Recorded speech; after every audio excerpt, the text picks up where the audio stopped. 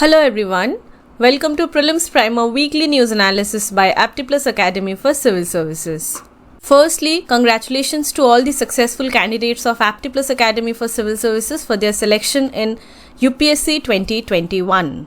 It is indeed a proud moment for Aptiplus Academy as the legacy of success continues with 45 plus selections in UPSC CSE 2021. So congratulations to all the toppers. आज की पहली topic है battery waste management rules 2022। Recently ministry of environment, forest and climate change ने battery waste management rules 2022 को publish किया। This is to ensure कि environmentally sound management हो battery waste की। जो बैटरीज यूज़ हो जाती हैं उसके बाद उनका प्रॉपर डिस्पोजल वेस्ट बैटरीज की, it's very important for the environment. तो इन दैट कॉन्टेक्स्ट ये रूल्स पब्लिश हुए हैं। ये जो नए रूल्स हैं ये रिप्लेस करेंगी batteries management and handling rules 2001 को। ये जो नए रूल्स हैं ये हर तरीके की बैटरी के ऊपर लागू होंगी, वो इलेक्ट्रिक व्हीकल बैटरी हो या पोर्टेबल बैटरीज जो हम यूज़ करते हैं वो हो, ऑटोमोबाइल्स में यूज़ होने वाली बैटरीज हो या इंडस्ट्रीज़ में यूज़ होने वाली बैटरीज हो, हर तरीके की बैटरीज पे ये नए रूल्स लागू होंगी। ये जो नए रूल्स हैं ये बेस्ड हैं on the concept of extended producer responsibility या EPR। EPR के तहत जो प्रोड्यूसर्स होते हैं बैटरी के या फिर जो इम्पोर्टर्स होते हैं, बाहर से बैटरीज को इंपोर्ट करके फिर उन्हें सेल करते हैं इंडिया के मार्केट में, ये प्रोड्यूसर्स या इम्पोर्टर्स जो हैं ये रिस्पॉन्सिबल होंगे बैटरी वेस्ट के कलेक्शन के लिए, उनकी रिसाइकलिंग के लिए, रिफर्बिशमेंट के लिए और इन रिकवर्ड मटेरियल्स के यूज़ के लिए from the waste into new batteries. Basically recycling, waste batteries को कलेक्ट करना, उन्हें रिसाइकिल करना, रिफर्बिश करना और फिर उन्हें फिर से नए बैटरीज में ट्रांसफॉर्म करके उन्हें सेल करना। इसके लिए रिस्पॉन्सिबल होंगी ये प्रोड्यूसर्स और इम्पोर्टर्स ही। तो इससे प्रधानमंत्री मोदी जी ने 2021 में इंडिपेंडेंस डे में जो अनाउंस किया था कि हमें सर्कुलर इकोनॉमी को प्रमोट करना चाहिए, तो ये सर्कुलर इकोनॉमी जो है वो काफ़ी हद तक इम्प्लीमेंट होगी। तो काफ़ी एक ट्रांसफॉर्मेटिव स्टेप है। सर्कुलर इकोनॉमी मतलब हम चीज़ों को यूज़ कर रहे हैं, वो वेस्ट में कन्वर्ट हो रहे हैं, उसके बाद उसी वेस्ट को फिर से रिफर्बिश करके, रिसाइकिल करके नए प्रोडक्ट में ट्रांसफॉर्म करना और उसे फिर से यूज़ करना। सर्कुलर इकोनॉमी इसी को दर्शाता है। नई रूल्स बैटरी वेस्ट कलेक्शन और रिसाइकलिंग के ऊपर फोकस करती है, तो जाहिर है कि ये रूल्स ऐसी इंडस्ट्रीज़ और एंटरप्रेन्योरशिप को प्रमोट करती हैं जो इंडस्ट्रीज़ इन वेस्ट बैटरीज़ को कलेक्ट करेंगे और रिसाइकिल करेंगे। मतलब इसमें नए इंडस्ट्रीज़ और एंटरप्रेन्योरशिप भी प्रमोट हो रहे हैं, उनका सेटअप होना भी इसमें इंश्योर होगा। नए रूल्स के तहत वेस्ट बैटरीज को लैंडफिल्स में या फिर इंसिनरेशन, मतलब जहाँ पे वेस्ट बैटरीज को जला दिया जाता है, ये ऐसा डिस्पोजल पूरी तरीके से प्रोहिबिटेड है नए रूल्स के तहत। इसमें कलेक्ट करके बैटरीज को रिसाइकलिंग करने के लिए भेजना ही मैंडेटरी है। एक्सटेंडेड प्रोड्यूसर रिस्पॉन्सिबिलिटी ऑब्लिगेशंस के तहत प्रोड्यूसर्स खुद भी बैटरीज की रिसाइकलिंग की प्रोसेस को अंजाम दे सकते हैं या फिर वो ऐसे एंटिटीज़ को ऑथराइज कर सकते हैं, दूसरे एंटिटीज़ को, जो इन्हें कलेक्ट करेंगे, रिसाइकिल करेंगे और रिफर्बिश करेंगे। जब कलेक्शन रिसाइकलिंग होगा वेस्ट बैटरीज का तो जाहिर है कि कई सारे बिजनेस अपॉर्चुनिटीज़ इसमें डेवलप करेंगे, क्योंकि इन्वेस्टर्स नई टेक्नोलॉजीज़ लाएंगे, इसमें इन्वेस्ट करेंगे, पूरी एक अलग सी रिसाइकलिंग और रिफर्बिशमेंट इंडस्ट्री सेटअप हो जाएगी। रिसाइकल्ड मटेरियल से नई बैटरीज बनाने का मतलब है रॉ मटेरियल्स और नेचुरल रिसोर्सेज जिसके ऊपर डिपेंडेंसी रहती है, स्क्रैच से नई बैटरी बनाने के लिए ये डिपेंडेंसी जो है ये कम हो जाएगी। नई रूल्स का प्रॉपर इम्प्लीमेंटेशन हो, कंप्लायंस हो, ये इंश्योर करने के लिए पूरा जो प्रोसेस है उसे ऑनलाइन कर दिया गया है। रजिस्ट्रेशन मतलब वेस्ट कलेक्शन से रिसाइकलिंग तक, रिपोर्टिंग, ऑडिटिंग कि प्रॉपर तरीके से ये सारा प्रोसीजर फॉलो हो रहा है कि नहीं बाय दी प्रोड्यूसर। कमिटी बिठाई गई है कि वो कमिटी मॉनिटर करेगी कि ये रूल्स प्रॉपरली इम्प्लीमेंट किए जा रहे हैं कि नहीं हर जगह से, और प्रॉपर मेजर्स भी लेगी ताकि अगर कोई डिफ़िकल्टी है जिसकी वजह से प्रॉपर इम्प्लीमेंटेशन नहीं हो पा रही है इन रूल्स का, तो उन डिफ़िकल्टीज़ को किस तरीके से ओवरकम किया जा सकता है, उसके लिए एक डेडिकेटेड कमिटी भी होगी। अगर EPR रिस्पॉन्सिबिलिटी की जो टारगेट्स हैं, रिस्पॉन्सिबिलिटीज़ हैं, ऑब्लिगेशंस हैं, इन्हें प्रोड्यूसर फुलफिल नहीं कर रहे हैं, तो in that case polluter pays principle के तहत उन्हें environmental compensation in the form of monetary compensation देना पड़ेगा। और ये जो फंड कलेक्ट होंगे अंडर एनवायरमेंटल कॉम्पेंसेशन, इसे फिर से यूटिलाइज किया जाएगा। जो बैटरीज कलेक्ट नहीं हुए हैं, वेस्ट बैटरीज, उन्हें कलेक्ट करने के लिए, उन्हें रिफर्बिश और रिसाइकिल करने के लिए। तो ये बैटरी वेस्ट मैनेजमेंट रूल्स काफ़ी मददगार होने वाली हैं। जिस तरीके से एनवायरनमेंट में जो इम्पैक्ट होता है वेस्ट इलेक्ट्रॉनिक प्रोडक्ट्स का, हमें पता है लैंडफिल्स में उन्हें किसी भी तरीके से डाल दिए जाते हैं, उन्हें जला दिया जाता है, तो इससे जो सीपेज होती है केमिकल्स की, वो सॉइल में जाते हैं, सॉइल से फिर वो फूड चेन में आ जाते हैं। तो इन सारी चीज़ों को कॉम्बैट करने के लिए ये रूल्स जो है इनका प्रॉपर इम्प्लीमेंट होना बहुत ज़रूरी है। अगली टॉपिक है sickle cell disease. African countries के हेल्थ मिनिस्टर्स ने रिसेंटली एक कैंपेन लॉन्च किया है।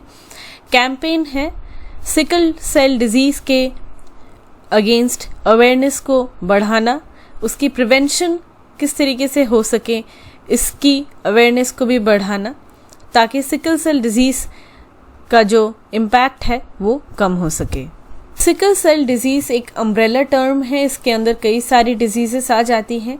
ये ऐसी डिजीज़ेस होती हैं, ऐसी डिसऑर्डर्स होती हैं जो हमारी ब्लड में जो हीमोग्लोबिन है उसे अफेक्ट करती है। हीमोग्लोबिन हमें पता है एक मॉलिक्यूल होती है हमारी रेड ब्लड सेल RBC में, जो ऑक्सीजन को डिलीवर करती है बॉडी की डिफरेंट पार्ट्स में, डिफरेंट सेल्स में। तो इसी हीमोग्लोबिन को अफेक्ट करती है जो डिजीज़, इन्हीं को कहते हैं सिकल सेल डिजीज़। इसमें इन डिजीज़ेस में एस हीमोग्लोबिन मॉलिक्यूल्स जो होते हैं वो कुछ इस तरीके से अफेक्टेड हो जाते हैं कि रेड ब्लड सेल्स का जो शेप है वो डिस्टॉर्ट हो जाता है। नॉर्मल रेड ब्लड सेल्स आप यहाँ पे देख सकते हैं, और जो सिकल सेल्ड RBCs हैं कुछ इस तरीके से दिखते हैं। राइट साइड में ये क्रिसेंट शेप के हो जाते हैं।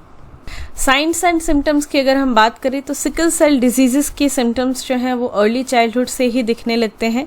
इसमें रेड ब्लड सेल्स का कम हो जाना, लो नंबर ऑफ RBCs जिसे एनीमिया भी कहते हैं, रिपीटेड इन्फेक्शंस होना। ऑफ कोर्स बॉडी ब्लड में RBCs कम हैं तो इन्फेक्शंस भी ज़्यादा होंगे, क्योंकि प्रॉपर प्रोटेक्शन नहीं प्रोवाइड की जा सकेगी बॉडी को। पेन होगा, periodic episodes of pain. Severity of symptoms जो है वो वैरी करता है फ्रॉम पर्सन टू पर्सन। कभी कभी लोगों को माइल्ड सिम्टम्स होते हैं और कभी कभी इतना सीरियस हो जाता है complication that they have to be hospitalized. As mentioned earlier, इसमें RBCs की सिकलिंग हो जाती है, that is change in shape. तो as a result red blood cells जो हैं वो जल्दी से ब्रेक डाउन कर जाते हैं प्रीमेच्योरली। जल्दी जल्दी जब ब्रेक डाउन करते हैं तो एनीमिया होता है। रेड ब्लड सेल्स जो ऑक्सीजन को हर एक बॉडी के टिश्यू में कैरी करते हैं, ये यूजुअली 100 से 120 डेज तक सर्वाइव करते हैं। उसके बाद उनका ब्रेकडाउन होता है और फिर नई ब्लड सेल्स RBCs तैयार हो जाती हैं। लेकिन इन सिकल सेल डिजीजेस क्या होता है कि RBCs का शेप चेंज हो जाने की वजह से और इसकी प्रॉपर फंक्शनिंग ना हो पाने की वजह से RBCs प्रीमेच्योरली ब्रेक डाउन कर जाते हैं। तो इससे of course red blood sales की जो प्रोपोर्शन है ब्लड में, यूजुअली 40 to 45% तक की प्रोपोर्शन रहती है RBCs की सिर्फ, तो ये कम होने लगती है। एज ए रिजल्ट एनीमिया होता है। एनीमिया की वजह से शॉर्टनेस ऑफ ब्रेथ हो सकता है, फटीग फीलिंग हो सकती है, ग्रोथ में डिले आ सकता है। चिल्ड्रन के डेवलपमेंट को ये काफ़ी ज़्यादा अफेक्ट करता है। इसके अलावा RBCs का रैपिड ब्रेकडाउन होता है। इसके लिए येलोइंग होने लगती है स्किन की, आईज की, जो जॉन्डिस के साइंस हैं। पेनफुल एपिसोड्स होते हैं, पेन होता है बॉडी में, क्योंकि जो स्मॉल ब्लड वेसल्स हैं उनमें ये सिकल सेल्ड जो RBCs हैं वो ठीक तरीके से सर्कुलेट नहीं कर पाते, जो छोटे छोटे ब्लड वेसल्स होते हैं उसमें वो फ्लेक्सिबली नहीं सर्कुलेट कर पाते, वहाँ पे जाके स्टक हो जाते हैं और इसी की वजह से पेन होता है बॉडी में। जब आरबीसीज का प्रॉपर सर्कुलेशन नहीं हो पाता है तो जाहिर है कि टिश्यूज़ और ऑर्गन्स में ब्लड प्रॉपरली नहीं पहुंचते हैं और लंग्स, किडनी, स्प्लीन, ब्रेन, यहाँ पे ऑक्सीजन रिच जो ब्लड है वो नहीं पहुंच पाता है ठीक से और ऑर्गन का डैमेज होना शुरू हो जाता है। सिकल सेल डिजीज़ की एक और सीरियस कॉम्प्लिकेशन है high blood pressure. Blood pressure बहुत ज़्यादा हाई हो जाता है ब्लड वेसल्स में, तो इसमें पल्मोनरी हाइपरटेंशन होने की चांसेस रहती है और हार्ट फेलियर होने का भी चांसेस रहता है। जो अडल्ट्स होते हैं with sickle cell disease, 10% of the adults में देखा गया है पल्मोनरी हाइपरटेंशन। ट्रीटमेंट की अगर हम बात करें तो सिकल सेल डिजीज़ एक लाइफ लॉन्ग डिजीज़ है। इसमें ब्लड का और बोन मैरो का ट्रांसप्लांट करना अभी this is the only cure for sickle cell disease, but कुछ और इफ़ेक्टिव ट्रीटमेंट्स भी हैं जो सिम्टम्स को रिड्यूस कर सकती हैं, लाइफ को प्रोलॉन्ग कर सकती हैं, लेकिन इसका प्रॉपर मतलब पूरा क्योर जो है उस तरीके से दूसरी ट्रीटमेंट्स में नहीं है। ब्लड को बार बार ट्रांसप्लांट करना, बोन मैरो को ट्रांसप्लांट करना, ये इसका क्योर है। Moving to the next topic, geothermal energy.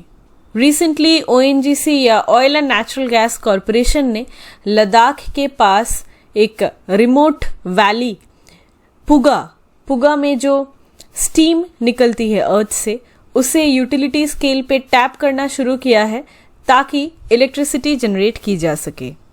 Basically geothermal energy को प्रोड्यूस करना। जियोथर्मल एनर्जी जाहिर है थर्मल एनर्जी है, हीट एनर्जी है। प्रोड्यूस किस तरीके से होती है? जब अर्थ फॉर्म हुआ था, फॉर्मेशन ऑफ द प्लैनेट के दौरान टेम्परेचर डिफरेंस हो गया था in between the different layers of the earth, वो कोर हो, मैंटल हो या क्रस्ट हो।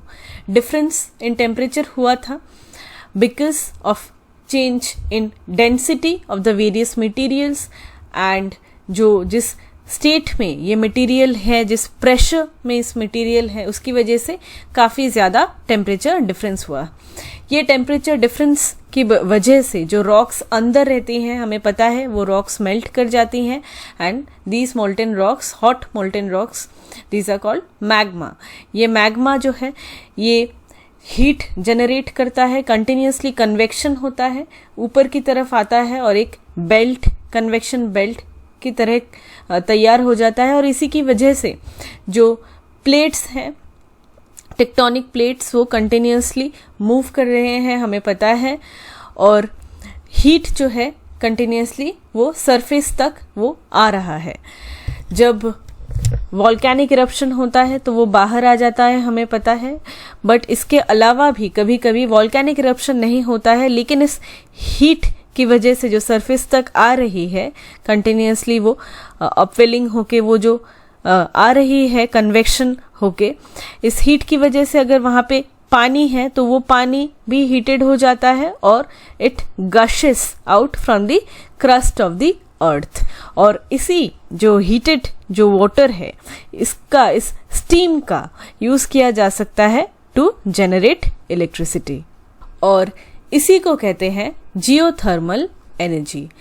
बहुत सारी बेनिफिट्स हैं जियोथर्मल एनर्जी की अगर हम इस तरीके से प्रोड्यूस करते हैं तो। पहला है रिन्यूएबल, मतलब जियोथर्मल एनर्जी की जो एक्सट्रैक्शन है, इसकी जो रेट है, इसको हम बैलेंस कर सकते हैं with the reservoirs natural heat recharge rate. Continuous basis पे अर्थ के अंदर हीट जनरेट हो रहा है because of the molten magma and it's movement.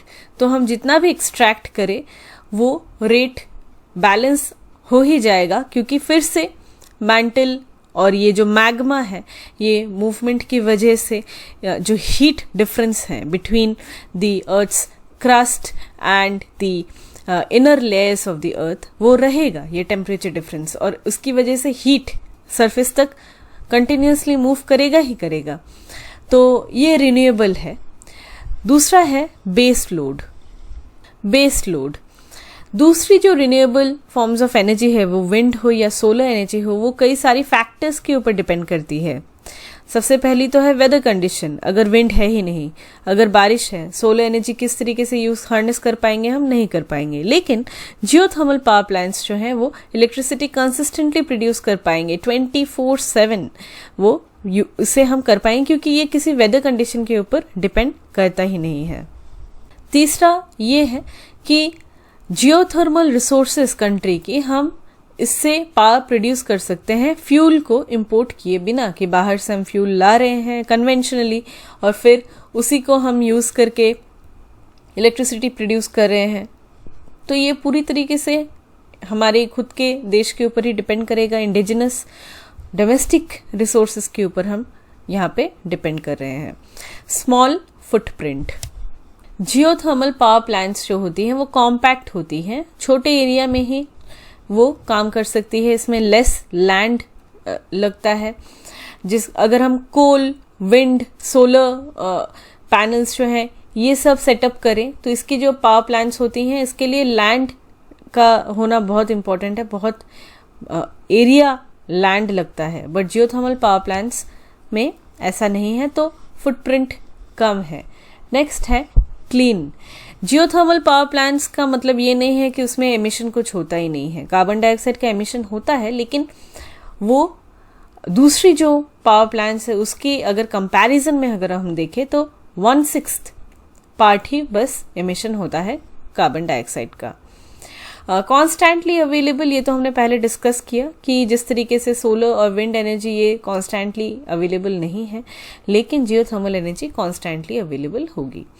Cheaper, geothermal जो है ये चीपर है देन द कन्वेंशनल एनर्जी। 80% तक की सेविंग्स हो सकती है फॉसिल फ्यूल से अगर हम धीरे धीरे शिफ्ट कर जाएं जियोथर्मल एनर्जी पे।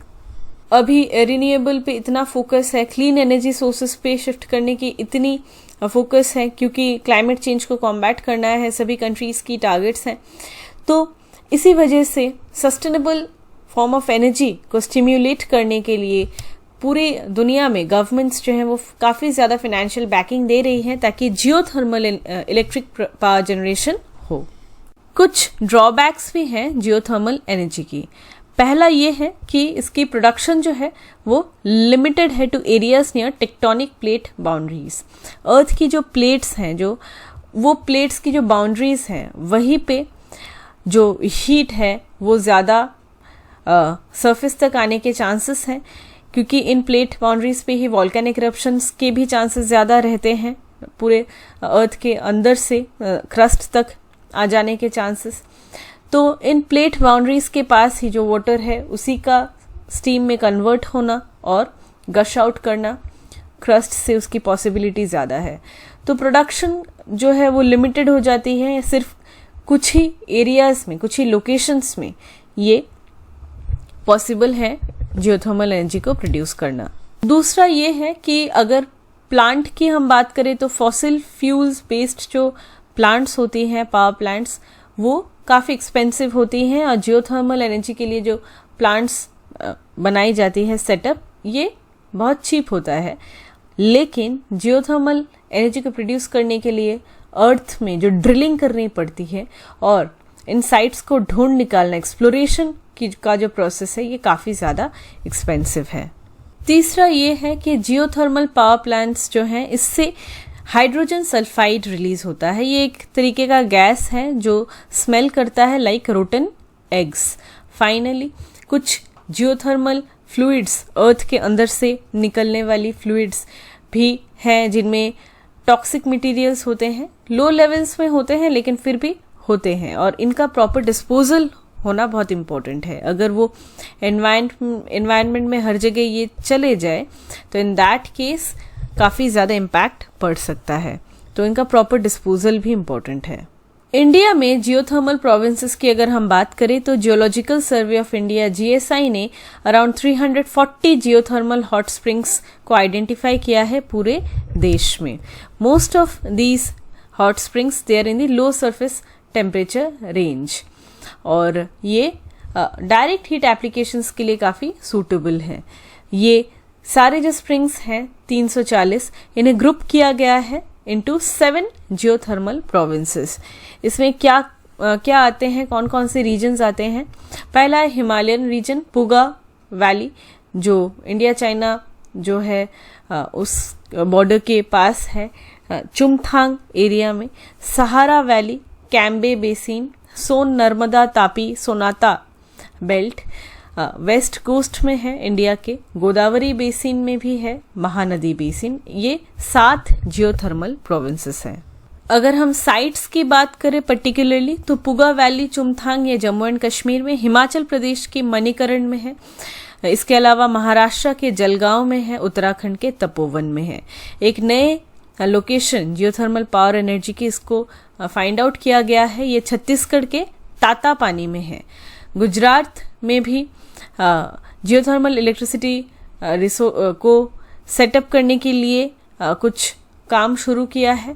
ये नर्मदा और तापी रिवर के बीच में कैम्बे जो है, यहाँ पे इसको टैप करने की कोशिश की जा रही है। पुगा, जहाँ पे ओएनजीसी ने काम करना शुरू किया है, ये एक बहुत ही पोटेंशियल वाला जियोथर्मल एनर्जी साइट है। ये लद्दाख से 180 किलोमीटर के डिस्टेंस में है, लद्दाख रीजन में ही है हिमालय के, और यहाँ पे काम करना शुरू किया है ओएनजीसी ने। जियोलॉजिकल सर्वे ऑफ इंडिया ने पुगा को डिस्कवर किया था काफ़ी पहले ही, 1970s में ही, लेकिन गवर्नमेंट की तरफ से और प्राइवेट कंपनीज की तरफ से एफर्ट्स कम थे टू एक्सप्लॉइट दी एनर्जी, इसकी वजह से नहीं हो पाया। लेकिन अभी रिसेंटली ओएनजीसी ने इनिशिएटिव लिया है। इंडिया के पास काफ़ी सारा पोटेंशियल है।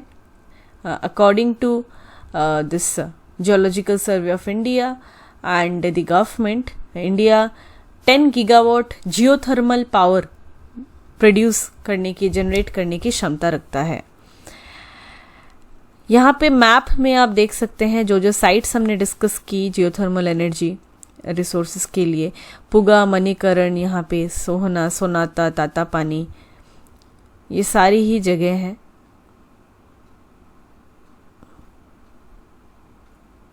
तो ये सारी जियोथर्मल स्पॉट्स हैं।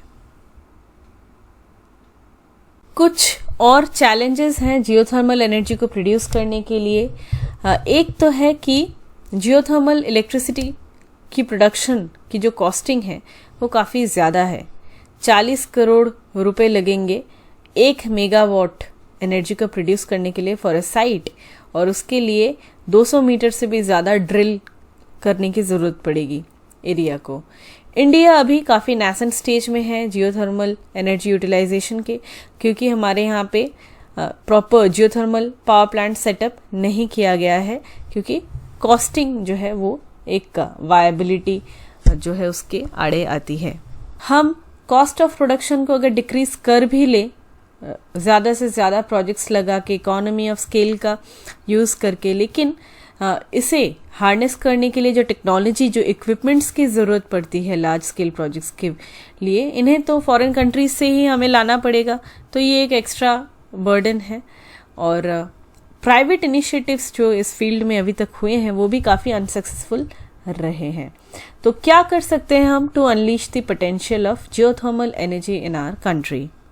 लद्दाख को छोड़ के कई और जगह पे कई सारी सोर्सेस हैं जियोथर्मल एनर्जी की, डिफरेंट रिवर्स के बैंक में, वो अलकनंदा हो, सतलज हो, बियास हो, भागीरथी हो। तो स्टेट गवर्नमेंट जो है रिस्पेक्टिव, उन्हें फोकस करने की ज़रूरत है इन सोर्सेस पे, ताकि जियोथर्मल एनर्जी के पोटेंशियल को हम अनलॉक कर सकें। जियोथर्मल एनर्जी प्रोडक्शन ऑपरेशनल हो सके, इसके लिए ज़रूरत है कि industry led applied research and development हो, ताकि जियोथर्मल एनर्जी को हम हार्नेस कर सके। प्रॉपर रिसर्च हो, डिज़ाइन डेवलपमेंट हो, इक्विपमेंट्स की और रिसर्च भी हो, किस तरीके से हम कॉस्टिंग को कट डाउन कर सकते हैं।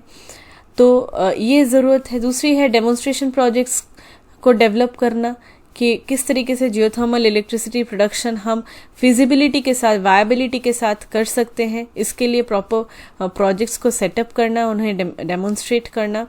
जो पब्लिक सेक्टर अंडरटेकिंग्स हैं, ये रिसोर्स असेसमेंट में हेल्प कर सकते हैं कि किस तरीके से रिसोर्सेज जो हैं उन्हें असेस करके प्रॉपर साइट्स को फाइंड आउट करना। और इसके लिए ये जो दूसरी लीडिंग कंट्रीज़ हैं, उनके जो जियोथर्मल एक्सपर्ट्स हैं, उनका सपोर्ट ले सकते हैं। इंडस्ट्रियल प्रोसेस के लिए जो टेक्नोलॉजी की ज़रूरत होती है, इस टेक्नोलॉजी के लिए गवर्नमेंट सब्सिडीज़ दे सकती है, टैरिफ जो है वो प्रेफरेंशियल टैरिफ दे सकती हैं, ताकि जो कंपनीज़ हैं वो इंसेंटिवाइज हो कि इन टेक्नोलॉजीज़ का वो यूज़ करें प्रॉपरली, ताकि जियोथर्मल एनर्जी को हम पूरी उसकी पोटेंशियल के हिसाब से उसको हार्नेस कर सकें। अगली टॉपिक है Ulchi Freedom Shield. Recently South Korea और यूनाइटेड स्टेट्स ने एक जॉइंट मिलिट्री ड्रिल स्केड्यूल किया है 1 सितंबर के लिए। इसका नाम है उल्ची फ्रीडम शील्ड। 2017 से अभी तक अगर हम बात करें तो ये लार्जेस्ट जॉइंट मिलिट्री ड्रिल है। ये एक ट्राई सर्विस ड्रिल है जिसमें हज़ारों ट्रुप्स जो हैं वो इन्वॉल्व होंगे और इसमें लाइव फायर एक्सरसाइजेस भी होंगे, फायरिंग। नॉर्थ कोरिया ने कहा है कि ऐसा जॉइंट जो ड्रिल है ये इन्वेजन को इंडिकेट करता है।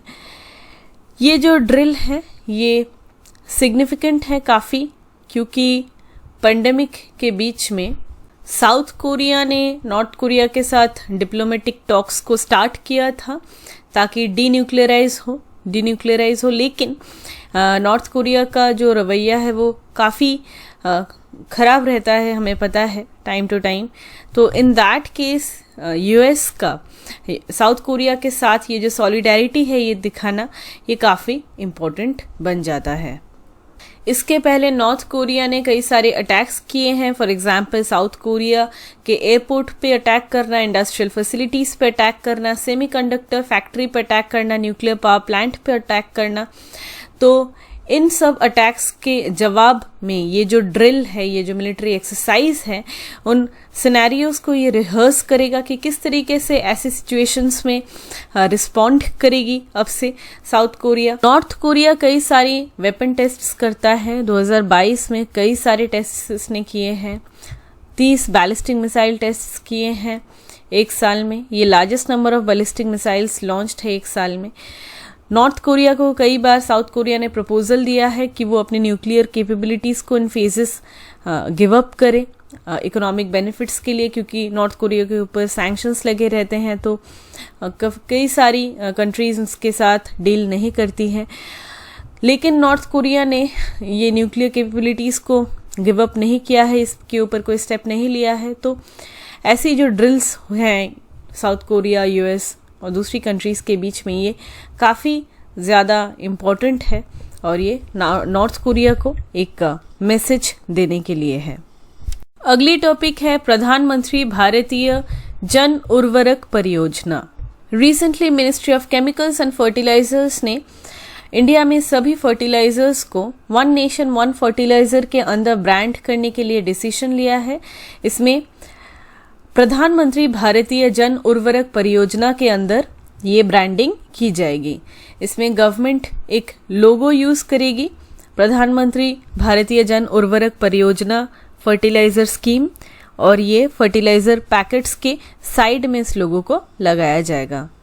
One nation one fertilizer scheme के तहत जो भी कंपनीज फर्टिलाइजर्स बनाती हैं वो कंपनीज अपनी कंपनी का नाम, ब्रांड, लोगो या कुछ और प्रोडक्ट इन्फॉर्मेशन को फर्टिलाइजर बैग के 1/3 स्पेस में सिर्फ यूज़ कर सकती है।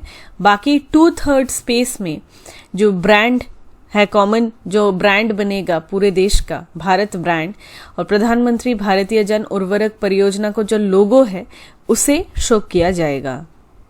यूरिया हो या एनपीके, हर एक ब्रांड के लिए Bharat urea, Bharat NPK, Bharat DAP, ये सारी जो नाम है वो यूज़ की जाएगी respectively for all fertilizer companies, वो स्टेट ट्रेडिंग एंटिटीज़ हो या फर्टिलाइजर मार्केटिंग एंटिटीज़ हो।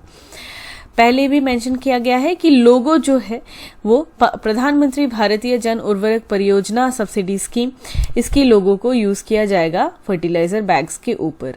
तो इसका क्या रैशनल है कि यहाँ पे हर एक कंपनी के फर्टिलाइजर पैकेट के ऊपर गवर्नमेंट का इतना प्रेजेंस क्यों दिखाया जाने के लिए ये डिसीजन क्यों ली गई है? एक्चुअली फर्टिलाइजर सेगमेंट में गवर्नमेंट सारे की रोल्स प्ले करती है। यूरिया का मैक्सिमम रिटेल प्राइस क्या होना चाहिए ये गवर्नमेंट एट प्रेजेंट फिक्स करती है। इसके अलावा नॉन यूरिया फर्टिलाइजर्स जो हैं वो डिकंट्रोल्ड है, मतलब वो गवर्नमेंट नहीं फिक्स करती है ऑफिशियली ऑन पेपर, लेकिन कंपनीज सब्सिडीज अवेल नहीं कर पाएगी अगर वो नॉन यूरिया फर्टिलाइजर्स को भी ऐसे एमआरपी पे सेल करती है जो हायर है than the informally indicated price of the government. Government ने जो प्राइस इनफॉर्मली इंडिकेट कर रखा है उससे ज़्यादा अगर एमआरपी पे नॉन यूरिया फर्टिलाइजर्स को सेल करती है कंपनीज, तो कंपनीज उसके लिए जो सब्सिडीज गवर्नमेंट प्रोवाइड करती है वो नहीं अवेल कर पाएगी। तो इसमें भी पेपर पे तो डिकंट्रोल्ड है, लेकिन इस पे भी गवर्नमेंट का की रोल आ जाता है। 26 फर्टिलाइजर्स हैं टोटल यूरिया को पकड़ते हुए, इसमें गवर्नमेंट सब्सिडी देती है और इफेक्टिवली एमआरपीस गवर्नमेंट ही डिसाइड करती है डायरेक्टली इनडायरेक्टली। फर्टिलाइजर्स की क्या प्राइस होनी चाहिए, कितना सब्सिडी इसे मिलना चाहिए, इसे डिसाइड करने के अलावा गवर्नमेंट ये भी डिसाइड करती है कि फर्टिलाइजर्स को कहाँ सेल करना है। ये डिसाइड किया जाता है through the fertilizer movement control order 1973।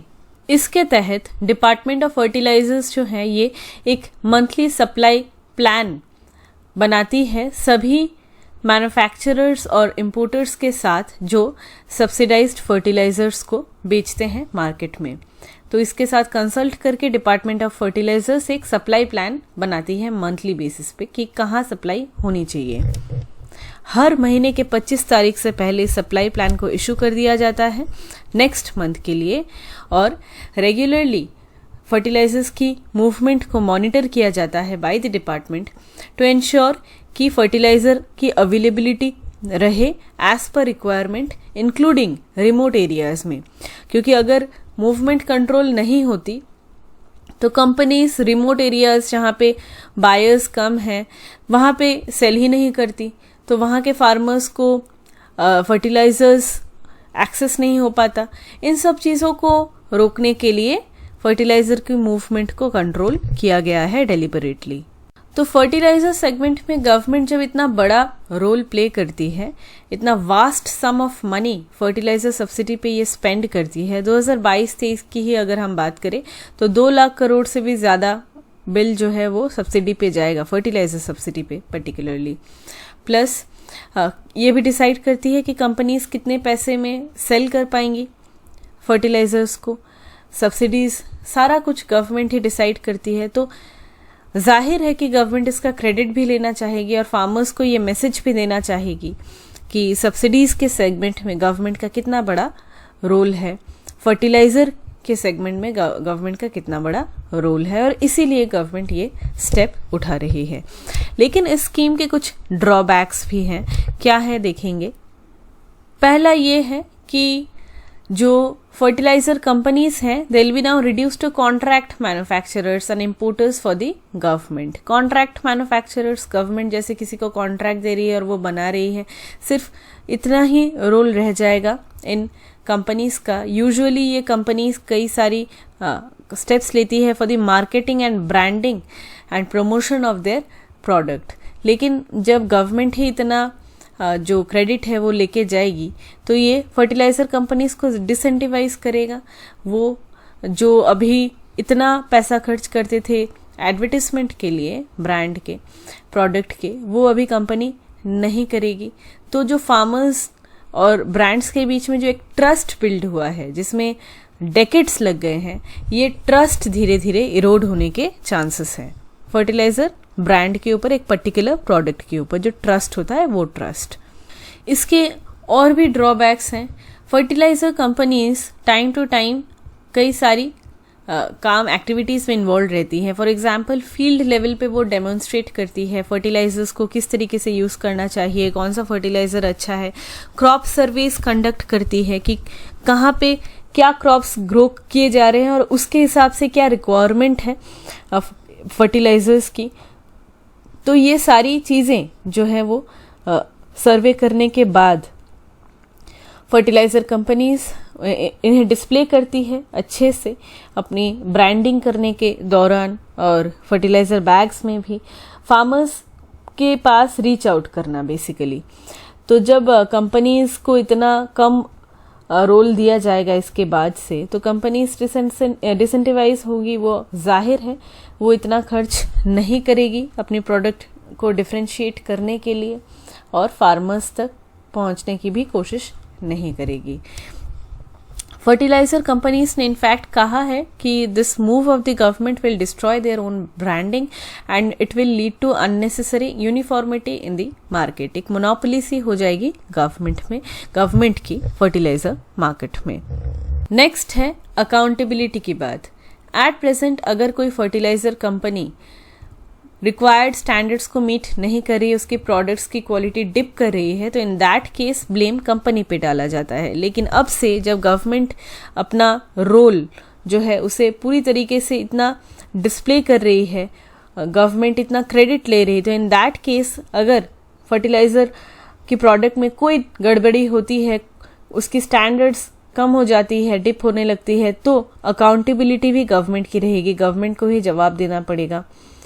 तो पॉलिटिकली ये स्कीम जो है ये रूलिंग पार्टी को बेनिफिट नहीं करेगा, रादर देन दैट जो दूसरी अपोजिशन पार्टीज हैं जो कंटिन्यूसली रूलिंग पार्टी को पोक करती हैं, उन्हें ये मददगार काफ़ी हो सकता है, क्योंकि वो क्वेश्चन करेगी धीरे धीरे on the quality of the fertilizer and different products and brands.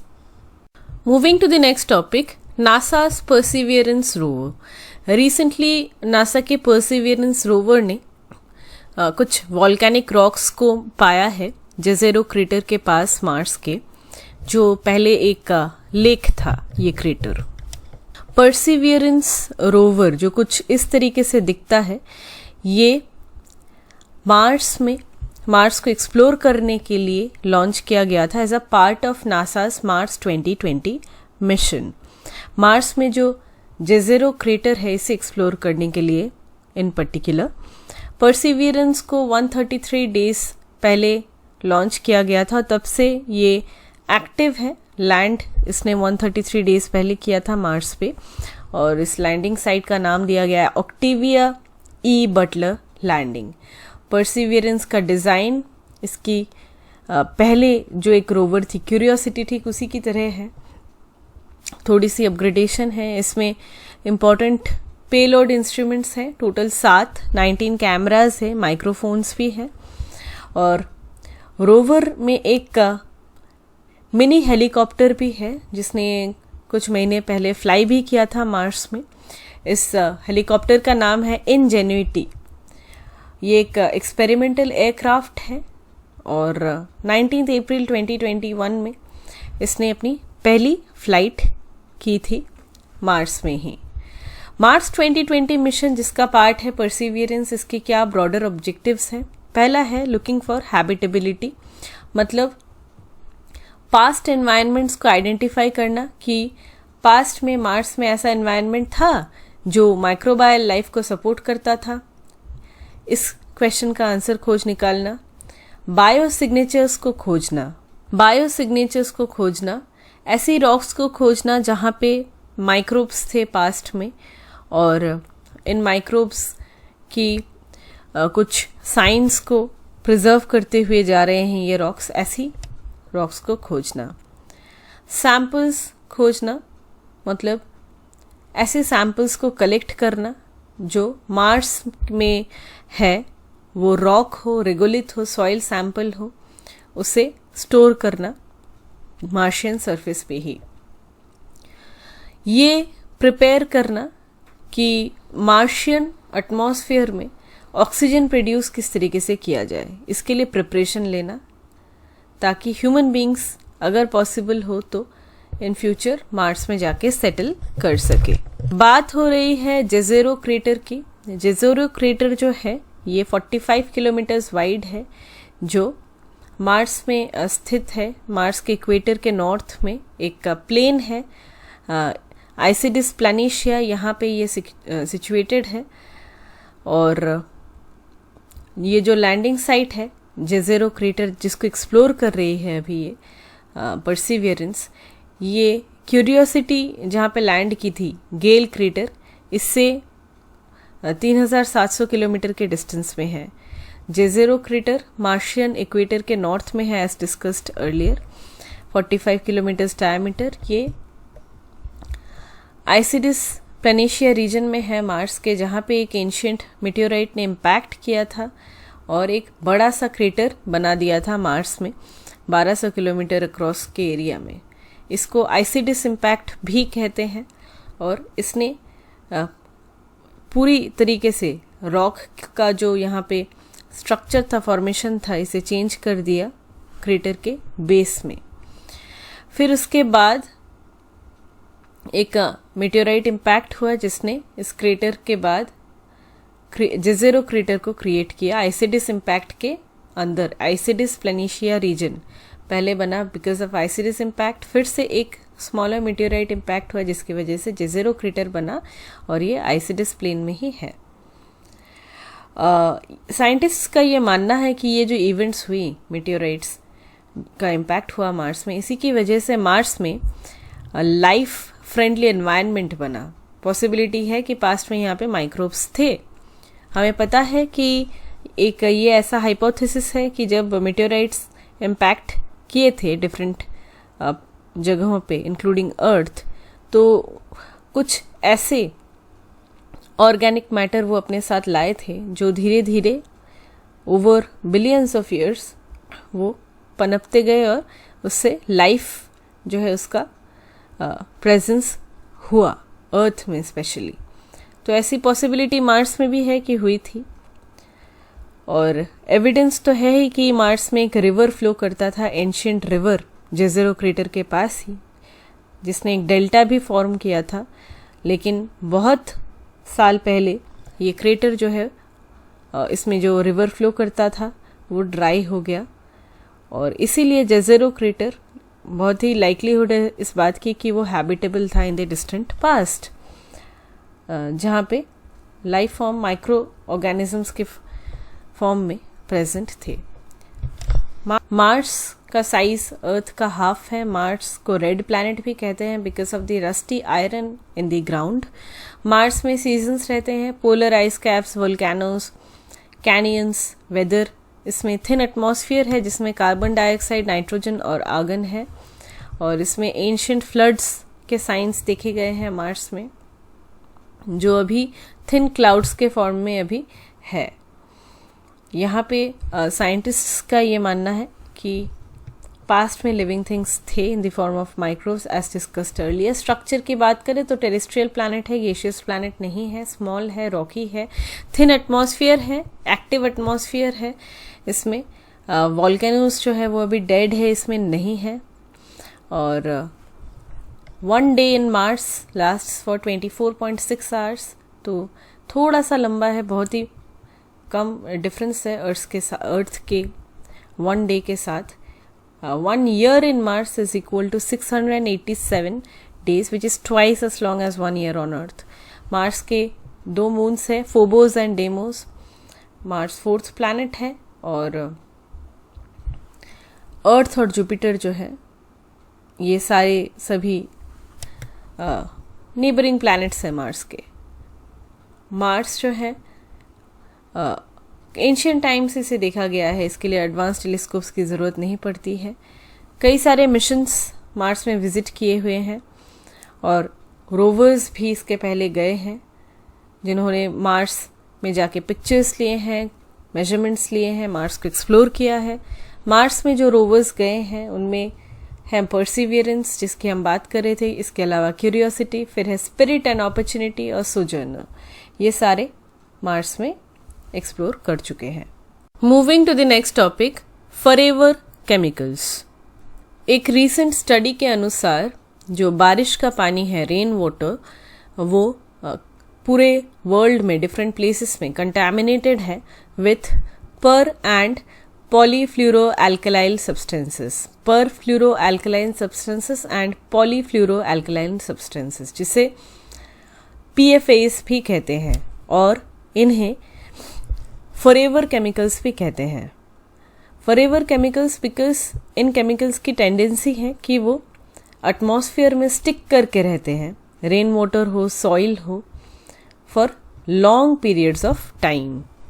PFAS man made chemicals हैं जिन्हें यूज़ किया जाता है नॉन स्टिक कुकवेयर बनाने के लिए, वाटर रेपेलेंट जो क्लोथ्स होते हैं उन्हें बनाने के लिए, स्टेन रेजिस्टेंट फैब्रिक्स, कॉस्मेटिक्स बनाने के लिए, फायर फाइटिंग के लिए जो चीज़ें यूज़ होती हैं उसके लिए, और कई सारी ऐसी प्रोडक्ट्स के लिए जो बनाई जाती है ऑयल, वाटर और ग्रीस को रेजिस्ट करने के लिए। ऑयल रेजिस्टेंट, वाटर रेजिस्टेंट, ये सारी चीज़ें जो प्रोडक्ट्स होती हैं इन्हें जो PFAs हैं वो सॉइल, वाटर और एयर में ये माइग्रेट कर जाती है प्रोडक्शन के दौरान, प्रोडक्ट के एंड यूज़ के दौरान भी। PFAs ब्रेक डाउन नहीं करती है और इसीलिए ये एनवायरनमेंट में काफ़ी लंबे समय तक रहती है। ये PFAs एनिमल्स और लोगों में भी बिल्डअप कर जाती है, उनमें ये जमा होने लगती है अगर वो रिपीटेडली एक्सपोज होते हैं इन केमिकल्स से। तो United states environment protection agency ने लिस्ट किया है कई सारी health risks because of PFA exposure, जिसमें डिक्रीज्ड फर्टिलिटी है, डेवलपमेंटल इफेक्ट्स चिल्ड्रन में, बॉडी हार्मोन्स के साथ इंटरफेयर करती हैं ये केमिकल्स, कोलेस्ट्रॉल लेवल्स को बढ़ाती हैं, इवन कैंसर्स को भी बढ़ाती हैं।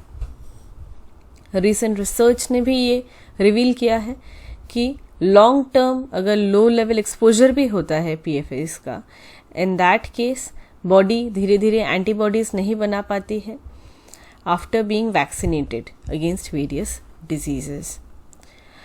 इन केमिकल्स को किस तरीके से रिमूव किया जाए फ्रॉम रेन वाटर? अभी तक ऐसा तो कोई मेथड नहीं निकाला गया है जिससे PFAs को एक्सट्रैक्ट और रिमूव किया जा सके फ्रॉम द एटमॉस्फेयर, लेकिन रेन वाटर से इसे एक्सट्रैक्ट किया जा सकता है। ये इफ़ेक्टिव भी है लेकिन एक्सपेंसिव है। इसमें कई rain water harvesting methods involve है। एक है फिल्ट्रेशन सिस्टम एक्टिवेटेड कार्बन के थ्रू। ऐसी फिल्ट्रेशन सिस्टम जिसमें एक्टिवेटेड कार्बन रहे, इसमें से PFA निकल जाएगा, लेकिन जो एक्टिवेटेड कार्बन रहता है इसे रेगुलरली रिप्लेस करने की ज़रूरत है फ्रॉम द फिल्टर। और जो पुराने मटेरियल हैं जिनमें ये PFAs हैं, इन्हें भी डिस्ट्रॉय करने की ज़रूरत है। अभी रिसेंटली रिसर्चर्स ने ये स्टडी करके पाया कि अगर PFA कंपाउंड को एक सॉल्वेंट जिसका नाम है डाइमिथाइल सल्फॉक्साइड, इसमें मिक्स किया जाए और उसके बाद सोडियम हाइड्रोक्साइड के साथ मिक्स किया जाए इन वाटर, देन इसको हीट किया जाए बॉइलिंग टेम्परेचर पे, तो PFA कंपाउंड डिग्रेड करने लगता है। लेकिन ये मेथड सारे PFAs के लिए वर्क नहीं करता है। कुछ सर्टेन टाइप ऑफ PFAs हैं, केमिकल्स हैं, उन्हीं पे ये काम में आता है। तो काफ़ी ज़रूरत है कि इन केमिकल्स को in the first place root से ही निकाल फेंकना, मतलब शुरू से ही इनका यूज़ ना किया जाए during the manufacturing of products.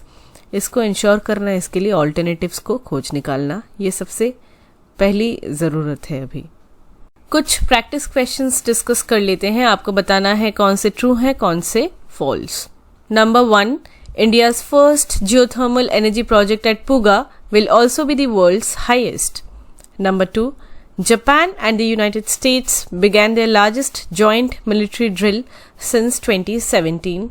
The drill is called the Ulchi Freedom Shield. Number 3, under the new One Nation One Fertilizer scheme, companies are not allowed to display their name, brand, logo and other relevant product information on their bags. Number 4, like Earth, Mars has seasons, polar ice caps, volcanoes, canyons and weather. It has a very thin atmosphere made up of carbon dioxide, nitrogen and methane.